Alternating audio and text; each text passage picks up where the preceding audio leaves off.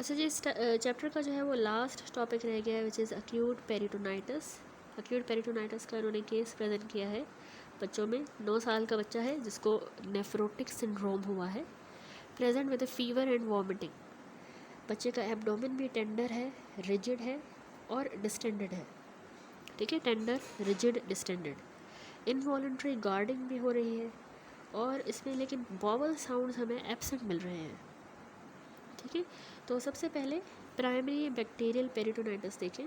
ये ज़्यादा less common cause बनता है चाइल्डहुड पेरिटोनाइटिस का, मच लेस कॉमन कॉज है चाइल्डहुड पेरिटोनाइटिस का बच्चों में, प्राइमरी बैक्टीरियल पेरिटोनाइटिस। इसमें वैसे अगर ऑर्गेनिजम्स देखें, मोस्ट कॉमनली प्राइमरी में हमारे पास शर्षा कोलाई करवाता है। कुछ और भी इंटेरिक ऑर्गेनिज्म है जैसे हीमोलाइटिक, स्ट्रेप्टोकोकाई और न्यूमोकोकाई। ठीक है, शर्षा कोलाई, हीमोलाइटिक, स्ट्रेप्टोकोकाई, न्यूमोकोकाई, ये प्राइमरी बैक्टीरियल पेरिटोनाइटिस करवाते हैं। प्राइमरी पेरिटोनाइटिस बच्चों में होती है जिनकी स्प्लीनेक्टमी हुई भी हो, स्प्लीन निकली हुई हो। ठीक है, या फिर नेफ्रोटिक सिंड्रोम की वजह से अगर एसाइटिस हो गया है उनको, तो उस एसाइटिस में फिर इन्फेक्शन होगा, उसको कहते हैं प्राइमरी बैक्टीरियल पेरिटोनाइटिस।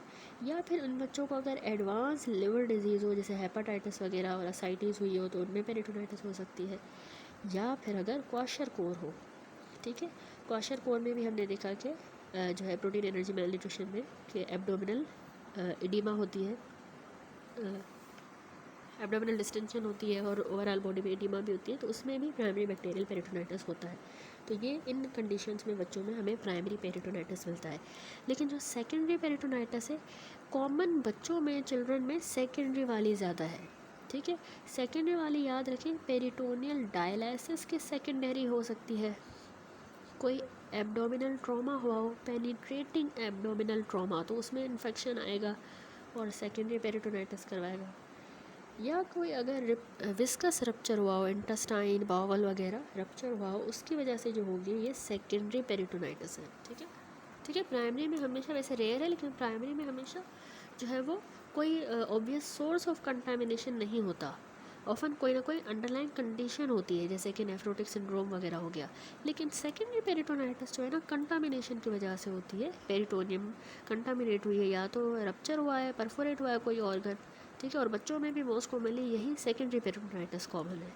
ठीक है, स्पेशली अपेंडिक्स के बर्स्ट की वजह से। तो वैसे दोनों कंडीशंस ही मेडिकल इमरजेंसी हैं, प्रॉम्प्ट ट्रीटमेंट और एंटीबायोटिक्स की ज़रूरत होती है। क्लिनिकल फाइंडिंग देखें, अब जो पेरिटोनाइटिस के सिम्टम्स हैं उसमें बच्चे को एब्डोमिनल पेन होगा, बुखार भी होगा, नोशा, वॉमिटिंग, एसिडोसिस एंड शॉक। ठीक है, अच्छा, इसमें शैलो रेस्पायरेशन होती है। ठीक है, शैलो रेस्पायरेशन शो करेगा बच्चा। इसमें ना सिस्टेमिक इलनेस के भी साइंस होंगे, जैसे बच्चा बीमार है, हार्ट रेट ज़्यादा है, टैकीपिनिया, टैकीकार्डिया, लो ब्लड प्रेशर, तो ये सेप्टिक शॉक वाले सिम्टम। ठीक है, अच्छा, एब्डोमेन में देखें, एब्डोमेन में हमें बहुत सी चीज़ें मिलेंगी। टेंडर एब्डोमेन होगा। ठीक है, इसमें पेरिटोनाइटिस में रिजिड सा, बिल्कुल बोर्ड लाइक एब्डोमेन हो जाता है। ठीक है, बोर्ड लाइक एब्डोमेन, गार्डिंग और रिजिडिटी हमें मिलती है। और डिस्टेंडेड एब्डोमेन होगा और इसमें इनवॉलंटरी गार्डिंग। तो बावल साउंड की बात करें, वो हमें एब्सेंट मिलते हैं, इसका मतलब है सीरियस एब्डोमिनल प्रोसेस है। ठीक है, और डायरिया भी इसमें कॉमन है। ठीक है, तो ये इसमें क्लिनिकल फाइंडिंग्स हैं। अब डायग्नोज कैसे करना है अक्यूट पेरिटोनाइटिस को? ल्यूकोसाइड काउंट यहाँ पे हाई होगा। कितना हाई? मोर देन 20,000 यूनिट पर, मोर देन 20,000 पर माइक्रोलीटर जो है ल्यूकोसाइड्स बड़े हुए होंगे और उसमें भी इमेच्योर फॉर्म्स ज़्यादा प्रीडोमिनेंट होगी। प्लेन एब्डोमेन का रेडियोग्राफ करवाएंगे या सीटी करवाएंगे तो उससे हमें असाइटीज़ की प्रेजेंस कंफर्म होगी। बैक्टीरियल पेरिटोनाइटिस हम तब सस्पेक्ट करते हैं बच्चे में अगर जो है वो पेरिटोनियल फ्लूइड में, याद रखें, पेरिटोनियल फ्लूइड में अगर मोर देन 500 ल्यूकोसाइड्स पर माइक्रोलीटर अगर है। ठीक है, हमने असाइटिक टैप किया जाता है डायग्नोस्टिक पर्पज़ के लिए और उस पेरिटोनियल फ्लूइड निकाला जाता है थोड़ा सा, तो उसमें अगर मोर देन 500 ल्यूकोसाइड पर माइक्रोलीटर मिल रहे हैं, या फिर अगर मोर देन 32 मिलीग्राम पर डेसीलीटर लैक्टेट मिल रहा है। ठीक है, ल्यूकोसाइड 500 से ज़्यादा है, 32 से ज़्यादा मिलीग्राम से ज़्यादा लैक्टेट है, या अगर उसकी पीएच 7.34 से कम है, लो है, या फिर अगर pH over 0.1 pH unit less than the arterial blood pH है। ठीक है, आर्टीरियल ब्लड पीएच से 0.1 पीएच यूनिट ज़्यादा है, ठीक है, ज़्यादा कम है, ठीक है, आर्टीरियल ब्लड पीएच से 0.1 पीएच ज़्यादा कम है अगर, तो ये सारे इंडिकेट करते हैं बैक्टीरियल पेरिटोनाइटिस। इसमें हम फिर सस्पेक्ट करते हैं कि बच्चे को बैक्टीरियल पेरिटोनाइटिस हुआ है, ठीक है। तो ल्यूकोसाइट्स काउंट भी हमने देखे, रेडियोग्राफ भी करवाया, सीटी उस पर एसाइटिस मिला, और ये क्राइटेरिया हमने एसाइटिक टैप करके देखा। डायग्नोसिस हम कैसे करते हैं, हमने ग्राम स्टेन और कल्चर करवाना होता है। वैसे ब्लड कल्चर इसमें कॉमनली हमें प्राइमरी पेरिटोनाइटिस में पॉजिटिव मिलता है, ठीक है। और प्राइमरी के ऑर्गेनिज्म मैंने आपको बताया, E coli, haemolytic streptococci, pneumococci, तो वो हमें इसमें पॉजिटिव मिलेगा। मैनेजमेंट क्या है, पेरिटोनाइटिस में हमने एंटीबायोटिक थेरेपी देनी होती है, एंटीबायोटिक ट्रीटमेंट, ठीक है।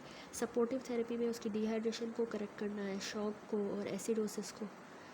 सर्जिकल ट्रीटमेंट में जो अंडरलाइन कॉज है सेकेंडरी पेरिटोनाइटिस में, जिस तरह विस्कस वगैरह रप्चर हो जाता है बॉवल, तो उसमें सर्जरी करनी पड़ेगी। फिर इमीडिएट रिमूवल करना होगा इन्फेक्टेड पेरिटोनियल डायलिसिस कैथेटर का,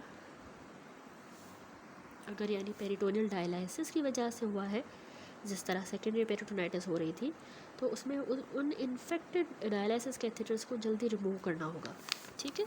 तो ये इसकी मैनेजमेंट है। अच्छा, लास्ट में इसने थोड़ा सा प्रीबायोटिक और प्रोबायोटिक्स को डिफ्रेंशिएट किया है, जीआई से रिलेटेड है इस वजह से। प्रीबायोटिक्स एक्चुअली हमारे नेचुरल एनर्जी होती है, प्रोबायोटिक्स जो है वो स्पेसिफिक होते हैं लाइव या dormant strain of healthy bacteria, ठीक है।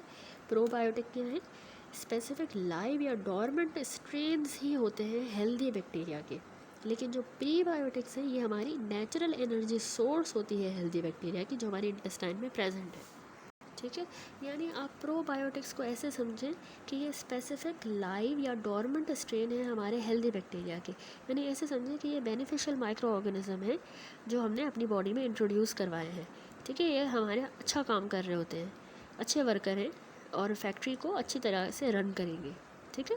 तो ये कॉमनली जो है ना उन फूड में पाए जाते हैं जो फर्मेंटेड फूड है, जैसे दही में, केफिर, सौरकॉट, ठीक है। और सप्लीमेंट्स में भी होते हैं प्रोबायोटिक। तो इनका प्राइमरी रोल ही ये होता है कि ये हमारे हेल्दी बैक्टीरिया हमारी गट में जो है उनको रिप्लेनिश करते हैं, और जो कि पार्टिकुलरली यूज़फुल हो सकता है after something has disturb the gut balance. जैसे अगर हमने एंटीबायोटिक लिए हैं ज़्यादा तो बैलेंस ख़राब हो गया है, तो उसमें ये ज़्यादा हेल्पफुल होते हैं, ठीक है। उस गट अच्छे गुड बैक्टीरिया को रिप्लेनिश करते हैं, ठीक है। जबकि जो प्रीबायोटिक्स है ना, ये इसेंशली फूड होता है हमारे गट के बैक्टीरिया का, हमारे हेल्दी गट बैक्टीरिया का खाना है, फूड है।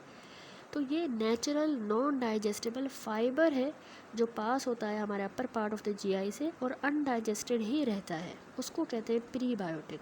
एक बार ये कॉलम में चला जाएगा तो ये हमारे प्रोबायोटिक्स का ही फूड है, उनका फूड सोर्स होता है, ठीक है। और ये हमारे पहले से ही जो वहाँ पे बैक्टीरिया ले रहे हैं उनके लिए भी फ़ायदेमंद है ये प्रीबायोटिक, ठीक है। तो ये it is a natural energy source for the healthy bacteria, क्योंकि ये हमारे गुड बैक्टीरिया को नरिश करते हैं हमारे प्रीबायोटिक्स, ठीक है, कि वो वहाँ पे थ्राइव करें, मल्टीप्लाई करें और हमारे गट इन्वायरमेंट को स्ट्रेंथन करें, इम्यून सिस्टम को स्ट्रेंथन करता है।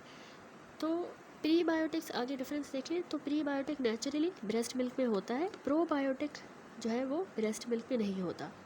प्रीबायोटिक जो है उनका इफ़ेक्ट हेल्दी बैक्टीरिया पे मिमिक करता है इफ़ेक्ट ऑफ ब्रेस्ट मिल्क। आसान लफ्ज़ों में बोलूँ तो प्रोबायोटिक जो है लाइव ऑर्गेनिज्म होता है, बैक्टीरिया खुद है, लेकिन प्रीबायोटिक उन्हीं का खाना है, वो फाइबर है, वो फूड है उनका, ठीक है। तो प्रोबायोटिक्स जो है सीड है ऐसे समझे, प्रीबायोटिक उसका फर्टिलाइज़र है, ठीक है। तो हमारे जो प्रीबायोटिक्स होते हैं ना ये ब्रेस्ट मिल्क में प्रेजेंट होते हैं, वाइल प्रोबायोटिक नहीं होता, ठीक है। गट माइक्रोबायोटा का क्या इफेक्ट है, दोनों में पॉजिटिव इन्फ्लुएंस है गट माइक्रोबायोटा का, लेकिन हाउएवर इसमें इसने बताया है कि प्रोबायोटिक्स जो है वो प्राइमरीली टारगेट करते हैं और रिप्लेनिश करते हैं स्पेसिफिक स्ट्रेन्स को, लेकिन जो प्रीबायोटिक है इनका पॉजिटिव इन्फ्लुएंस है इंटायर गट माइक्रोबायोटा पे, ये सब गुड बैक्टीरिया को नरिश करता है, ठीक है। इसके अलावा जो प्रोबायोटिक्स है इनको हम यूज़ करते हैं टू एड्रेस स्पेसिफिक इम्बैलेंस, जैसे एंटीबायोटिक्स वगैरह की वजह से जो इम्बैलेंस हुआ हो, लेकिन प्रीबायोटिक्स का ब्रॉडर इफेक्ट है, ये ओवरऑल इम्यून सिस्टम को स्ट्रेंथन करता है by helping the beneficial bacteria to thrive, ठीक हो गया, दैट्स इट। तो ये इसका इंपॉर्टेंट डिफरेंस है जो आपको पता होना चाहिए। यहाँ पे जो हमारा यूनिट कंप्लीट होता है which was the gastrointestinal and liver disorders. ठीक है, नेक्स्ट वीडियो से इंशाल्लाह कार्डियोवास्कुलर डिसऑर्डर से स्टार्ट करेंगे।